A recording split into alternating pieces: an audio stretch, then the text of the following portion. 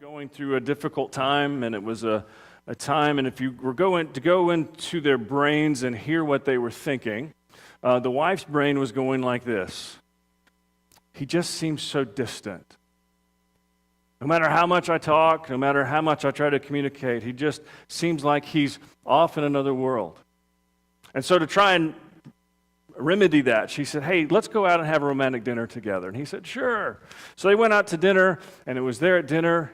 He still was just off in space, and she was like, what is he thinking about? Is there another woman? Is there something going on he doesn't want to tell me? What is his focus in all of this? So they go home, and he sits in front of the TV, and the TV's on, and he's looking at it but not really watching it, and she's there on the sofa next to him thinking, what in the world is happening? I'm losing my husband. Our marriage is falling apart. And you go into the man's brain, and the whole time he's thinking this, I wonder if there's any way to get the toothpaste back in the tube after it's already out. Now, I tell you that because God, in his humor, said, I want to take one man and one woman who are so incredibly different and have so many different desires and drives in life and have so many different things going on, and I want them to come together and live together forever. All right? And so that was the challenge, that God said, I'm going to create you so different, but I want you to have a marriage where you're one. All right? So I tell you that because as we continue this journey on how would Jesus live my life today, how would he be me if he had my life, the next section of the Sermon on the Mount has to do with marriage. And more specifically, it has to do with how women are treated in marriage, and we're going to talk about that. So turn with me to Matthew chapter 5. And we'll continue on the next section, just a couple of verses today. Page 969, Matthew 5, verses 31 and 32. Jesus said this, it has been said, anyone who divorces his wife must give her a certificate of divorce.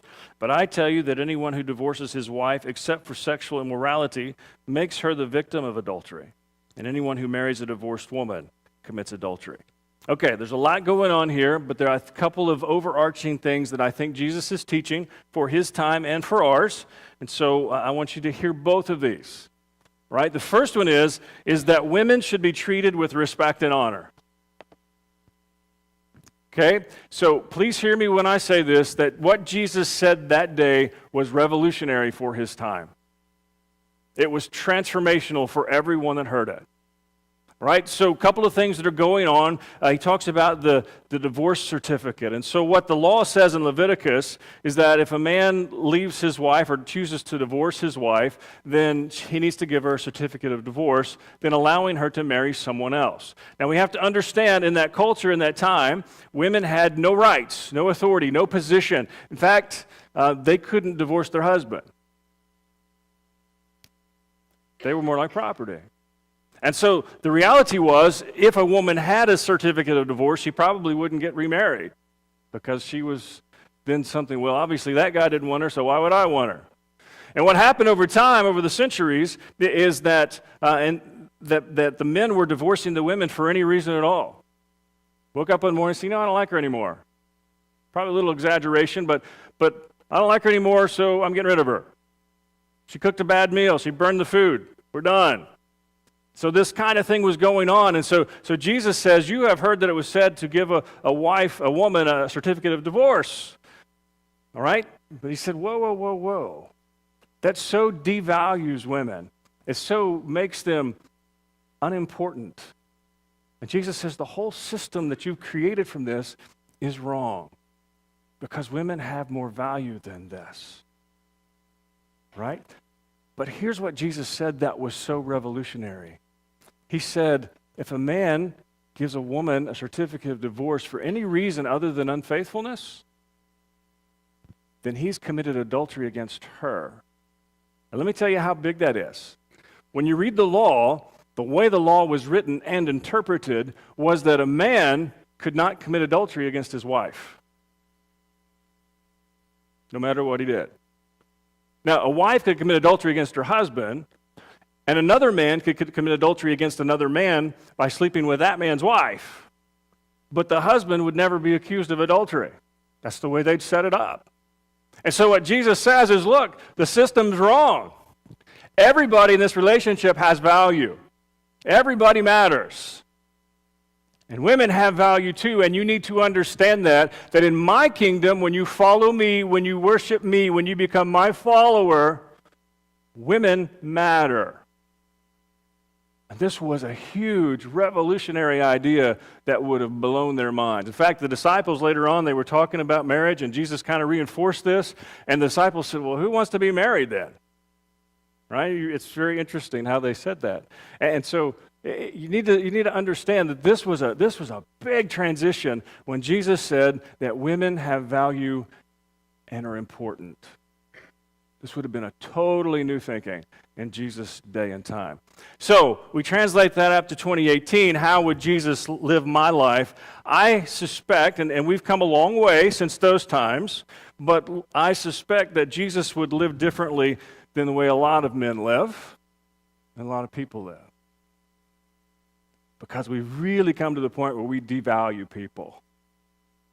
Right? I'm going to preface this by saying I have no party affiliation. Okay? The statement I'm about to make is not intended to be political in support of one side or the other. But everything that went on this past week in Washington confirmed the fact that people don't matter, in my opinion. It's not about people, it's about power.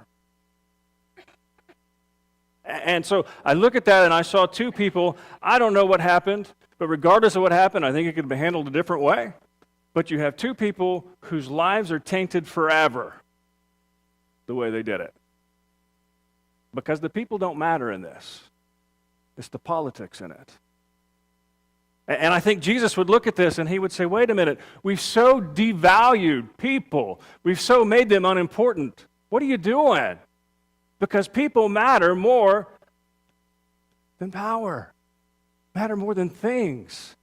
And so I think there would just be this message for us as his followers. We need to revalue people. We need to give them value again, because somewhere along the way we've lost that. We've lost that. And so it's been so hard as we've gone through this journey in the last 18 months of watching so many people that we admire fall. I remember as a teenager and going to college watching The Cosby Show. And it was every Thursday night, no matter what was happening. That was way before DVR. We were going to watch The Cosby Show. We loved it, and we laughed, and now we find out through the whole time there's a trail of women who've been left and hurt. Devalued.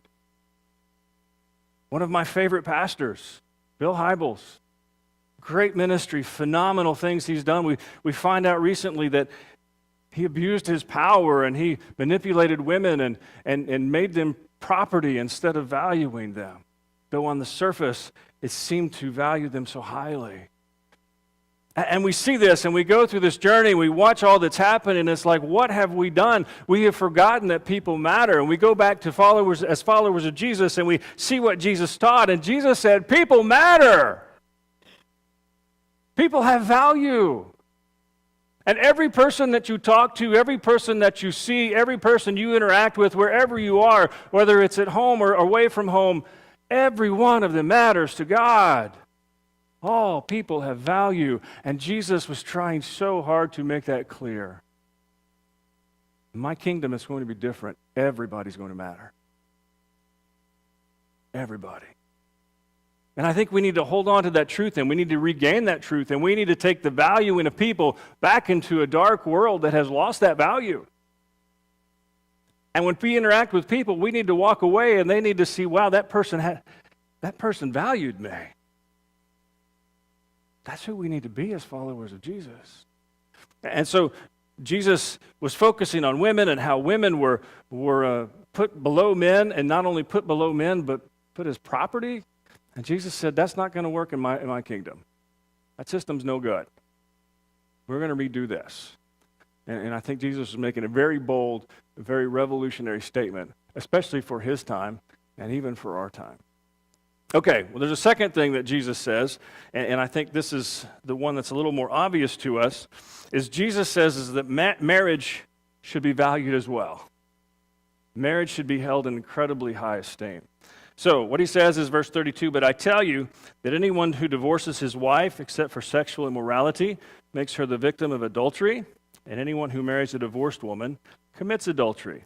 All right, so a couple of things that are going on. I think we misinterpret that verse a lot, okay?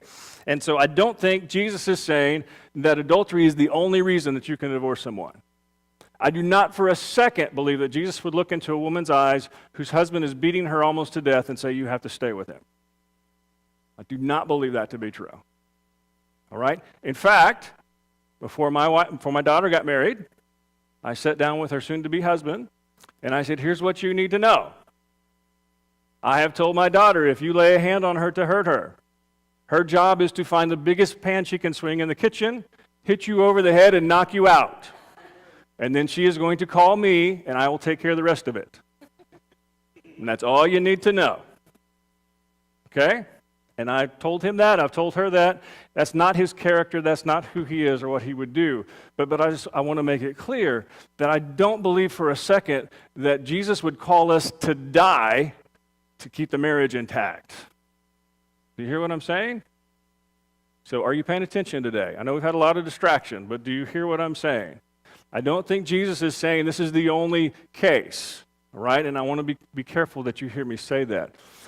And so I also want you to hear me say that divorce does not make someone unusable for the kingdom. Okay? That the forgiveness and grace that happened on the cross that conquered death covers divorce as well. But hear me say this, that Jesus put an incredibly high value on marriage. And we take it way not serious enough. I said that completely wrong, but we don't take it serious enough. And marriage should be celebrated, and it should be encouraged. And those of us who are in marriage, it should be a high priority to make it not only work, but to make it flourish and thrive. Marriage should be something that we hold up in high esteem. Jesus said in Mark, quoting Genesis, "For this reason a man will leave his father and mother and be united to his wife, and the two will become one flesh. So there will no longer be two, but one flesh. Therefore, what God has joined together, let no one separate." And the word united to his wife in the King James says cleave. And I think the idea in the Hebrew is that the word cleave means to be glued to or stuck to. And there's something that from the older generations that we don't learn, and I guess I include myself in that now, is that we go into marriage with the idea, I'm in this for a lifetime. And there's days that it's going to be hard. And there's days it's going to be a struggle. But it's those days I have to decide I'm in for the rest of my life. Right? And so please hear me say that Jesus was celebrating the importance of marriage before God. When couples come to me and ask me to do their weddings, the first thing I tell them is, listen, I'll be glad to do your wedding, but you need to know if I do your wedding, we're bringing God into this. You're not just making a commitment before me, you're making a commitment before God. Right? And so that makes the stakes a lot higher. And so we need to be very careful to understand the significance of marriage as followers of Jesus as an opportunity to grow in faith. I've got a video I want to show you. Hope you laugh a little bit about marriage. I promise to love, honor, and respect you. I promise to love, cherish, and protect you. From this day forward. Till death do us part. I remember our wedding day. It was awesome. I mean, my dress was gorgeous, and all of the flowers were so beautiful. And everybody that I loved was there, you know, all of my family, and the day was just amazing. I mean, it was good. It was really, really good. And there was this moment right before I walked down the aisle, and I remembered looking up to God and just feeling so thankful for this man that he had given me. I was scared to death. Seriously, I thought I was going to pee my pants. I mean, I don't usually get in front of people like that, let alone wearing a tux. Come on. I forgot to go to the bathroom before the ceremony started, and I kept thinking, don't pee yourself, and don't lock your knees, and keep breathing. And then all of a sudden, I looked up, and there she was. She took my breath away. And I never wanted it back. Our honeymoon was amazing. I mean, we went to a tropical island, and it was just a whole week of relaxing, and we got to walk on the beach a lot and just spend time together.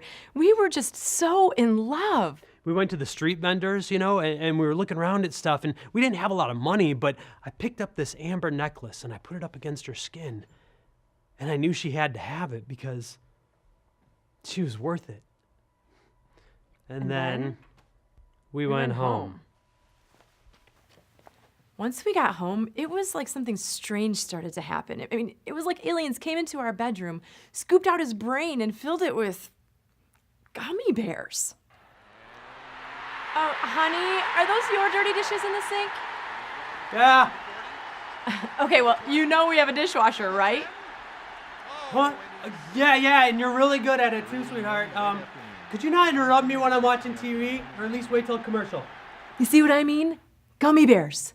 After the honeymoon, I had a sneaking suspicion that she was sneaking out at night and taking night classes at some college on some foreign language because everything she said made 0 sense. Do you like this shirt on me? Looks good. So you don't like the color? What? If you don't like the color, just say you don't like the color. I mean, I don't even know why I try to look nice for you. Wait, what just happened here? Why don't you think I'm pretty? Why? Well, hold on, I do think you're pretty. Well, you never say it. I'm sorry, I think you're pretty. Well, you can't say it now. I just told you to say it. I mean, that totally doesn't even count. But wait, how am I supposed to know what I'm supposed to say unless you tell me what I'm supposed to say? I can't believe you don't love me anymore. I wonder some days what I ever saw in him. Did you know, in the mornings when she wakes up, her breath will melt your face off? He farts and then holds my head under the covers. That's not okay. Honestly, I'm a little scared because I think I might have married my mother. Well, I wouldn't have to act like his mother if he didn't act like a child. I mean, close the refrigerator door, pick up your shoes, take out the garbage. Seriously, how hard is it to obey? She can't cook.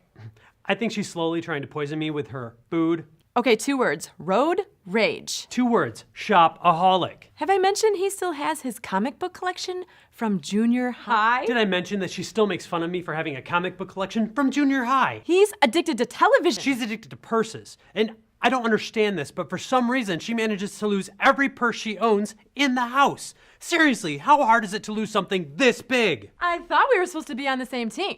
I'm still on the same team. Apparently you defected, started playing for some other team that you made up in your mind. That doesn't even make any sense. Well, you don't make any sense. Well, your gummy bears don't make any sense. Oh, you're stupid. Well, you're stupid. Well, you made me this way. Ah!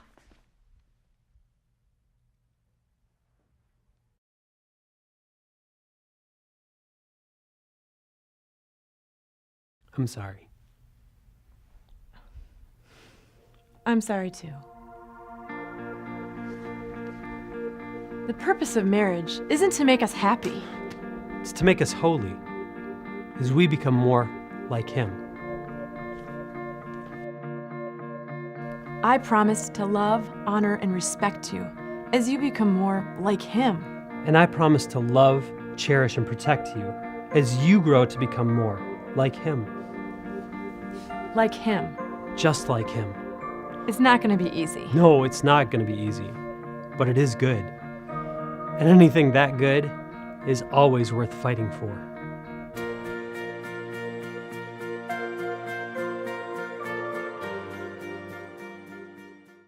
See, I think one of the reasons that God took people who are so different and asked them to live together forever was to remind us of how amazing grace is. And so I think Jesus is very clearly, and I think we need to hear him say, marriage matters. It matters. And so I think as followers of Jesus, we need to make our marriages a priority, but I think we also need to invest in other people's marriages, that we need to celebrate them, that we need to encourage them and invest in them. And some would say, well, I don't know how to do that, but you can send a card and say, I'm so impressed by your marriage, or if it's a tough time, hang in there. Or if nothing else, you can pray. Pray for the marriages that are represented in this building. Man, the world has made it so hard to be happily married. We're so distracted. We're distracted by electronics, by television, by phones, by computers, by tablets, and we don't even talk sometimes because of that. but marriage matters. It's a big deal. And so I think Jesus was trying to bring the people back and bring us back as his followers to this reality that this isn't big stuff. And the world so desperately needs to see marriages that are thriving. They need to see marriages that are full of love and grace. You know, it's hard to believe, but none of us are perfect. And when you take two imperfect people and put them together in a relationship, there's going to be trouble ahead. But it's those that have determined ahead of time. And both of them have said, you know what? We know that's coming, but we're going to work through it. And if we can't work through it, we're going to get help. And it's okay to get help. It's okay to get help. So, we've been talking about this in light of how would Jesus live my life, and I think just a couple of things here. I think Jesus, whoever we are, whatever we do, wherever we're located, whatever our career, even if we're retired, that Jesus would value all people. Even those who disagree with us, whether it's politically or however they disagree, that Jesus would value everyone. That no one would leave a conversation with Jesus feeling inferior, feeling devalued, feeling unimportant. And I think he would expect the same from us. That as you follow me, when you interact with people, no one should feel devalued or unimportant. No one. And I think that's key in all of this, is that everyone has value. The second thing that I think Jesus would do is he would make a wholehearted, vital commitment to make his marriage thrive. And then if he wasn't married, that he would invest in other marriages to help them thrive. And I think that's how he would live through us today, is valuing people and valuing marriage. And so we need to model for the world. This is what you can have when you follow Jesus. This is the way it can be. And so we chase after him, and so we're not going to go through the vim because of time today, but I want you to always remember that in the means of pulling this off, it all begins in relationship with him. And being rightly connected with him and pursuing that relationship with everything that you have, and then through that, an outflow will be in exactly who Jesus wants us to be. And so when Jesus went through the Sermon on the Mount, he wasn't saying, I want you to strive to be this. He was saying, this is who you can be if you follow me. This is who you can be. And Jesus wouldn't tell us we could be something if it wasn't true. And I think we need to know that we can have marriages that thrive. We can value people regardless of who they are because of who Jesus is through us. Let's pray.